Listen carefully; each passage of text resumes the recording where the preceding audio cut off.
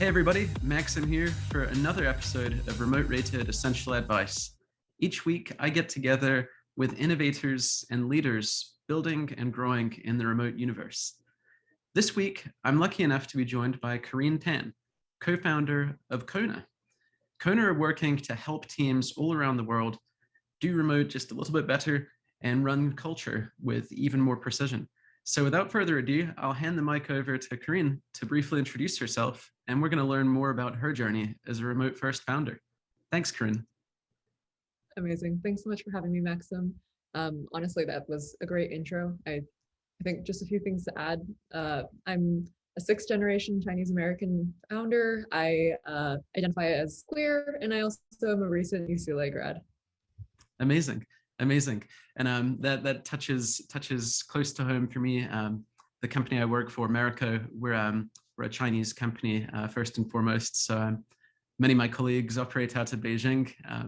One of my favorite people I work with is our CTO, who's in Mountain View, but is from Shanghai. So love working with my Chinese colleagues very much. So, well, thanks so much for joining us today, Corine. It's a pleasure to have you on. And I would really like to just dive straight in. It looks like you got into the process of starting a company kind of right in the kind of turmoil of the pandemic. The world's going remote. And I'd love to hear, was this kind of remote focus something you initially expected to focus in on, or was it something that you opportunistically identified? I would love to kind of hear about kind of what was the catalyst that got you focused on the universe of remote work. For sure. I can definitely say that this was in the works long before the pandemic, and it was not something that we could ever anticipate. I mean, a global pandemic, you never really wish that upon anybody. And so we didn't have any idea of the worldwide implications. That being said, we did decide to start targeting remote workers as of October 2019. We were doing a lot of kind of research on the ways to make, I guess, work a little bit more human. And then we realized that there was a huge problem set among remote workers who never get to meet face to face, who primarily exist behind Zoom. Everybody's working remotely, everybody gets it. And so the idea of kind of researching remote workers, that came from Josh Coyne, actually, from Kleiner Perkins. It was doing a fellowship program with them, and he kind of pointed out that key problem space, said that remote work is clearly the future of work, really look into it. We took his word to heart, kind of dove in and did 100 remote manager interviews before we wrote a single line of code. And I guess the rest is history. That's really amazing. Yeah, and I think it sounds like, and I'm excited to dig more into the product that you guys have launched and what it is you continue to work on. But certainly, I think always an underappreciated, though perhaps more so these days, risk of remote work, is the mental health element of this. How do you properly foster culture? How do you develop a sense of inclusion? How do you make sure you're accounting for how people are feeling, making sure that you're not just kind of firing Zoom meetings point blank every day, burning people out, exhausting them, and not putting check-ins together. So I would love to understand, and certainly, I imagine our audience are excited to hear about it, given that this is a problem we're all addressing each and every day. Is what does your product do, and how do you think about it in terms of building more effective remote teams and culture? I love that you bring up that remote work needs to be very intentionally thought out. I think a lot of companies, especially with sudden remote work from home, they've had to transition to remote.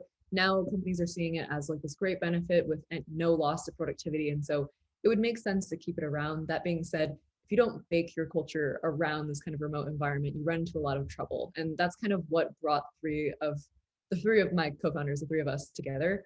It was the idea that like with remote work, you have that risk of isolation, of burnout, of kind of losing your teammates in alignment and such. And so Kona is essentially a emotional check-in tool. It promotes remote team wellness by basically having all teammates check in on Slack saying, hey, I'm feeling yellow today. It means I'm feeling kind of okay. The reason for it, I didn't really get that good of a night's rest last night, or my kid is sick. And I just want you guys to know that I'm doing fine, no need to worry, but just know that that's something I'm thinking about. I think the beauty of sudden work from home is we're all forced to do just that, work from home. And so we can't pretend that there's suddenly this like work and life boundary when you're taking Zoom calls from your kitchen, when your kids are screaming in the next room. it's impossible to pretend that those distractions and I guess responsibilities don't exist. And so we might as well embrace it and embrace the whole self when we're trying to talk to remote workers. Absolutely. No, I think that's really well said. And I always like to make this, vital distinction that, work from home in a pandemic is not the same as work from home outside of a pandemic. And people are contending with a whole thicket of stressors that, they may not ordinarily be accustomed to. And I think it's so interesting that the way that your product kind of comes to the team is kind of helping people level set, getting that kind of temperature check on, how is best to engage that person based off of how they're doing. Because, I think obviously we're all, I think hopefully all of us are always working on self-awareness, figuring out like, maybe I didn't sleep so well last night, or I had a, stressful family emergency or something that's kind of thrown us off our rhythm and maybe makes us just a little less effective or maybe a bit more sensitive. And, if we have that self-awareness, maybe we can kind of self-police that and manage it. But, it's easier said than done. And I think it's so important to be able to get these check-ins flowing so that you can manage accordingly. So really, really cool. Yeah. And I'm curious, oh, go ahead. Sorry, I just wanted to add that like even for a manager that claims to not be the touchy-feely type that doesn't see a need to, I guess, share emotions at work, the benefit, I guess, of vulnerability is just the fact that you can remove those blockers very quickly. You no longer have to guess like, why is Stacy not responding as quickly as she normally does, or how come, I guess, performance is low for this particular person. Frankly, we have a lot of people grieving during COVID-19, and to expect folks to kind of be working as per usual without any context to, I guess, the extremes that they're being dealt with, it's just, it makes work more efficient when you can actually treat people with the kind of situations that they're experiencing. Yeah, no, I think that's absolutely true. And I'm curious kind of how has like some of these epiphanies and discoveries that you've made in the research process, how have you translated those into your own life? Like, did you discover any kind of interesting insights, where you were chatting with a product manager or, a people manager, and, you were like, that's an interesting insight. Like I should apply that to how I'm growing and developing our team, or perhaps how you're running your own remote practices. I'd love to hear, what did you come across in that course? Honestly, where to begin? At this point, for context, we've talked about almost 600 remote managers since January 2020. That's a lot of Zoom calls, a lot of conversations.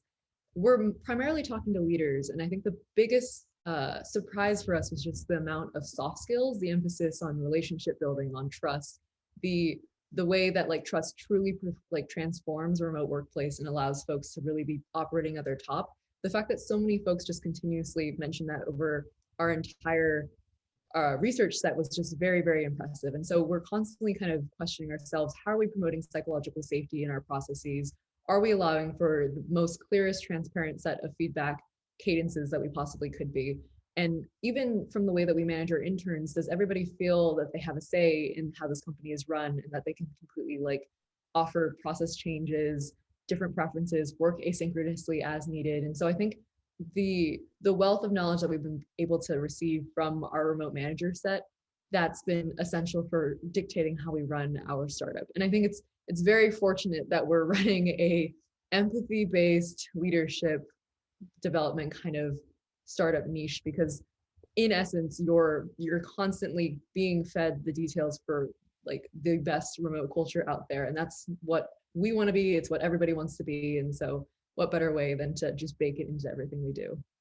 Amazing.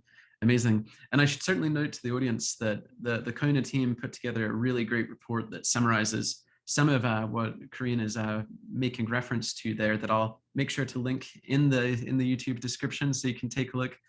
You'll also find it on Twitter. I certainly really enjoyed it, and it echoed much of my experience too.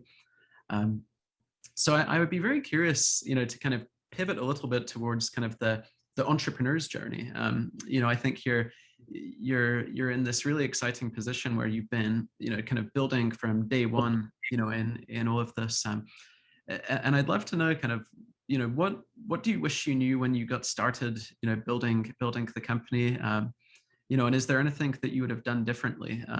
I'm sure that's a big question, so I'll give you a second, but would love to hear about that. It's definitely a question that we get asked a lot. So definitely not anything too far-fetched. I will say the biggest lesson, and this will tie it to the story, of course, but is to always put customers first. And I think that is something that's very uh, hard earned and hard learned, I guess, for new entrepreneurs, just because you enter with this great, brilliant idea and you have all this excitement and it's the shiniest object to be chasing. However, what oftentimes first time entrepreneurs don't realize is that the key is to start to validate as soon as possible. Figure out if you can disprove that this idea works, which is terrible because you're basically killing your darlings. But I think that kind of enamoration with our shiny idea was what got us into a lot of trouble in the beginning. I say that we started the kind of remote workers journey in about October 2019, but that was actually a pivot. I joined in May 2019. That was like a full 5 months prior. And we were actively just chasing this shiny object idea without validating. What we found after building an MVP was that nobody wanted it. And so that's like 5 months down the drain. And you kind of have to do a fresh, clean pivot and have to start talking to customers to realize, like, oh my God, I wish we had started doing this kind of research 5 months ago. We would have saved so much time. And so I think being able to, it was a very necessary kind of burn for us to all receive and for us to learn from, very school of hard knocks. But if we had just been a little bit more intellectually honest and rigorous about how we learn from our customers, I think we would have gone a lot farther a lot sooner. Yeah, I think that's really, really good advice, and I think, applies not just to entrepreneurs, but, even to all kinds of workers that are working within a company that's already well on its way. Is never to be afraid to, start from scratch if all of the data or, all of the inputs are suggesting that you do that. The only time you lose is when you're kind of disregarding those lessons, and certainly the hardest way to lose is to stay the course, even though everything's telling you shouldn't. So I think that's such a great point. Such a great point. Would love to kind of hear about, as you've started growing a startup company and building a team, how have you thought about kind of putting together your kind of recruiting processes, or how have you thought about kind of getting the right people on board and designing your culture and your mission and your vision and your values? Would love to hear, especially for a company like Kona, where, I think self-awareness and kind of empathy is such a big part of the DNA. Would love to kind of hear about how you've thought about finding the right people and pulling them on board. Yeah, I love this question. I'm trying to pull up our culture doc just so I can make sure I like recite it precisely. But I love this question just because we recently brought on 2 full-time engineers. I think that's like always a huge, I guess, milestone for very, very early stage startups, because literally less than a year ago, it was just me, Andrew, and Sid working on this full time. And so to have teammates, interns, engineers joining our team and dedicating so much time to it, I think the pressure is to do right by them and to set a culture that really sets everybody up for success. Before we even began the hiring process, the whole job is to kind of create a job description, figure out exactly what you're looking for. We're looking for founding engineers, but more importantly, we want to make sure that they have this kind of culture alignment. I think like oftentimes that word's thrown around as like not a culture fit as a reason to, I guess, dismiss a candidate. But truly, like, a culture fit means more than just kind of a vibe check on a candidate to see whether or not they get along well with the existing team. It actually is more so to do with, like, do they embody, live by, and I guess evangelize the values that we're promoting. And as a empathy-based startup, we were really looking for engineers that proved to have like a high amount of self-awareness, of empathy, of kind of people first mindset. And that's how we were kind of measuring that culture fit aspect. One of the values that we were constantly talking about was this basically rule where it's people, then customers, then like product / revenue. And it's the idea that like our people, our team, that's the most important priority whenever there's kind of a situation happening. So if somebody's sick, there's no reason to ask them to work their ass off through the flu. We should have them take a break, have them kind of reset and approach work with their best foot forward, because there's a diminishing return when you try to push people beyond their limits and such anyway. And we should not be treating people like infinite resource. People are very much, they're resilient, but they do need time to recharge, time to kind of check in with themselves. The reason we talk so much about burnout is because we kind of overemphasize the unlimited potential of people without acknowledging that we all have limits and we all have boundaries, etc. The next thing is customers. So we definitely prioritize our customers and try to not only fit their needs, but really understand how can we be solving this problem beyond what we currently have, and how can we revise our current solutions. And the very last thing is like revenue and product and where the product is currently. And I think we just understand that if you can prioritize the first two, the last will come. And so that's something that we talk about like extensively from the very first interview to the last. And it's one of those things where you can measure culture fit if you actually have like a set culture from the get-go. And that's really helped. Absolutely. No, I think that's all really well said. And something I'd be curious to hear about, especially given kind of the early stage of the team, you know, you hear a lot of discussion on the value of asynchronous work, right? This idea that people can collaborate, you know, on their own schedules. I think there's so much good that can come from that, of course, you know, in terms of letting people build a schedule that fits their strengths, you know, work when they're feeling most tuned up. But of course, there's this balance, right? Where at the same time, you do want people engaging with each other. You do want people interacting. It's how you build rapport, certainly at the early stages. So I'm curious if in your experience so far, if you and your team have kind of thought about this kind of paradoxical challenge of, you know, where do you make those trade-offs? How do you collaborate in a synchronous way, get the face time, you know, get that rapport, get the energy flowing, but at the same time making the most of, you know, all of these benefits that can come from more efficient asynchronous structures. I would love to kind of hear about what your experience has been like in that so far. For sure. So I will clarify that like everybody has their own process that fits their company's needs and such. And I think there's certain, I guess, even geographic pull factors that affect how likely you are to take up asynchronous. Right now, we're all operating with an exception of one engineer who's currently in Ohio. Most of us are in the California time zone. And so the idea of having to work, we have a lot more leeway to work synchronously, basically. For other teams and such, you have teams like some of our customers that are spread across 19 different time zones, all across the world, which is insane. And it basically makes synchronous work nearly impossible. They need to rely on heavy documentation, et cetera. So I think that's usually the biggest factor. And it's always a case by case sort of thing. For us in particular, such a small startup, we're still only 7 people, that we need incredible amounts of alignment in order to make sure that we're all moving in the most effective way as possible. So that's kind of where the synchronous element comes in for us. We definitely have kind of our asynchronous afternoon is kind of what I like to call it. After literally noon, we kind of just dive into our own heads down time. We found that kind of booking an entire day of meetings means that no work really gets done. And so the ability to kind of have concentration time has been really important.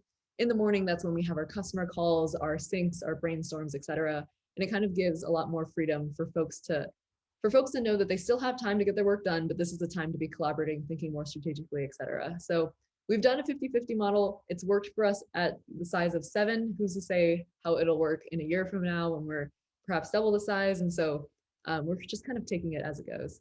Absolutely. No, it makes really good sense. You know, and I think one of the core challenges, and certainly one of my critiques of asynchronous work when it's done badly too, especially with international teams, is that even if you're not meeting around the clock, it can create this kind of background noise that work is never turning off and that everything is always going. You know, that 24-hour nature can be a real strength for the company, but it can become a real hindrance for, you know, the health and kind of endurance of the individuals. So it's always such an interesting thing to pay attention to and really proactively strategize. Definitely. So something I always love to ask founders is, you know, what's kind of on your essentials list as far as, you know, a week in the life of, in terms of like the tools that you guys are using, things that you can't live without, interesting things you discovered. And I'll say, as a quick note to the audience too, something that I think is incredibly cool, and it's exactly how I love these things to play out, is part of how I discovered Kona. I was actually following them on Twitter beforehand, but they really kind of came to my attention. And in my previous interview with a founder, Shiloh Johnson, she was talking about Kona as part of her remote essentials and using Kona to power her team. So sure enough, I looked into it, got connected with Corine, and here we are. So yeah, would love to hear, as well as if you have any, you know, shout outs or recommendations for other products that are part of your mix. Definitely. I had like a whole kind of list in my head, so I'll just kind of round them off. First, for my own personal essentials, we'll talk a little bit about hardware. I think it's essential for you to have a standing desk. I think like sitting at an office desk for God knows how long every single day and not really moving is really bad for everything about your body. And so a standing desk, I got like a cheap one from IKEA that was less than $300, and it's just been fantastic so far. Second essential for me is my 34-inch monitor. It's like an LG monitor, and it makes work so much more enjoyable when I can just spread anything I need across this large screen instead of having to rely on my laptop screen. I guess the next thing is the books that I like to read. I always find myself returning to them. I think they provide a lot of guidance for what we're really working on. So that's Radical Candor, Brene Brown's Dare to Lead. I think some of these like essentials have been really great for not only learning how I want to lead, but also being able to like write about a lot of these different habits inside our content. And then when we're talking about remote tool stacks, God, there's so many. Zoom for all external meetings, Slack for all internal discussions, and Tandem for our internal meetings, because it's a lot easier to kind of walkie-talkie audio only than it is to have constant Zoom burnout and fatigue from looking at each other's faces all the time. I will say Pragly is also a really great kind of alternative to Tandem, of course. You can also use Yak, which has been fantastic for both customer discussions and internal meetings. It's basically a more asynchronous platform that we use occasionally when somebody's not around. We use Notion for all note taking. I personally use Simple Note for my own kind of scribble notes because it's a lot less pretty than Notion and I don't mind ruining it. We definitely use, I use Highland actually for all my writing. I just really love the format for that. Superhuman for all emails, Trello for organizing, HubSpot for CRM. So it's just, yeah, the entirety of our tool stack is very much virtual, and it makes it very convenient because sometimes I'll be somewhere without my laptop, but I can borrow my sister's, add all these kind of apps from either their web browsers or something else and just get right back to work, which is very, very convenient. Absolutely. No, and I'll say I'm really impressed too, you know, for as early stages your company and your team are, kind of having that level of thought already into the remote tooling, I think is very impressive, you know. And I think something I hear, you know, CEOs talk about all the time, you know, is that, you know, a frequent mistake they feel like they've made is they weren't precise enough about that early enough, you know, and really kind of thinking about like, how do we meet, how do we communicate, where do we store notes, you know, how do we collaborate, and what tools support that. You know, I think you can never do that too early. So really impressive that, well, you know, straight out the gates you're building something with this level of thought. It's very cool. And I'll be sure to link those books and some of the tools in the description as well, so that you can take a look. So Please do. And it definitely helps. Oh, sorry. Oh, it go definitely ahead. helps that there's so many remote companies that are constantly emphasizing the importance of structure and documentation, et cetera. I think like you were mentioning how asynchronous can get really messy when you don't have structure. If you take a company like GitLab, which literally has so much documentation, so much structure, and does asynchronous really, really well, you start to realize like asynchronous has a lot of freedom, but that's within certain boundaries and within certain kind of written out ways of how to do things. And I think it just makes it, being clear is kind, as Brene Brown says. So it definitely helps. Yeah, no, I think that's the perfect way to capture it. So the final question I always like to ask everybody, you know, is you know, if you were giving advice, and I think given your role as a early stage entrepreneur, I would love to kind of hear what your advice would be for, you know, a first time founder or you know, maybe a younger founder looking to engage in the remote space. Like what advice you would look to impart on them, you know, as they look to kind of jump into this journey that you now find yourself neck deep in. For sure. I would say for somebody, I guess, looking to make their startup completely fully remote, they are maybe attracted by all the talent prospects or just the freedom of not having to work from anywhere.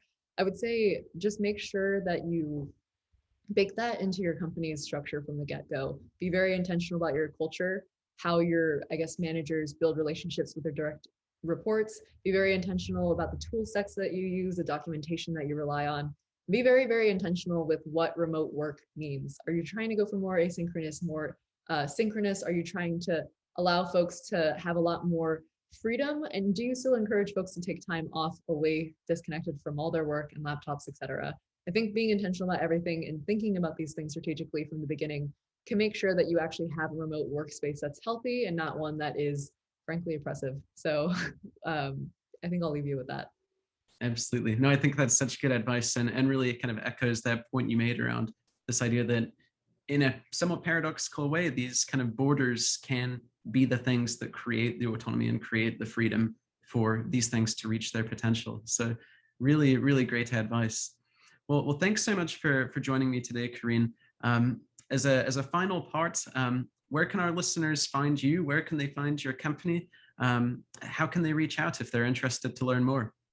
Definitely. My DMs are always open, so you can find me on Twitter at it's Corine. For Kona, you can find us at heykona.com. You can also find our Twitter at getkona. So yeah, please follow, please don't be a stranger, and reach out if you have any questions. Thanks so much. Fantastic. And I'll say that's how Corine and I ended up getting properly connected, was through the good old Twitter DM. I never ceases to amaze me the relationships I've built that way. Well, to all of you listening, thanks so much as always for joining us here at RemoteRated Essential Advice. Thanks to Corine for joining us and sharing some of her story. And we hope you'll join us as always for the next episode of RemoteRated Essential Advice, where we're working every day to make remote life just a little bit better. Thanks again, and we'll see you soon. Thanks for having me.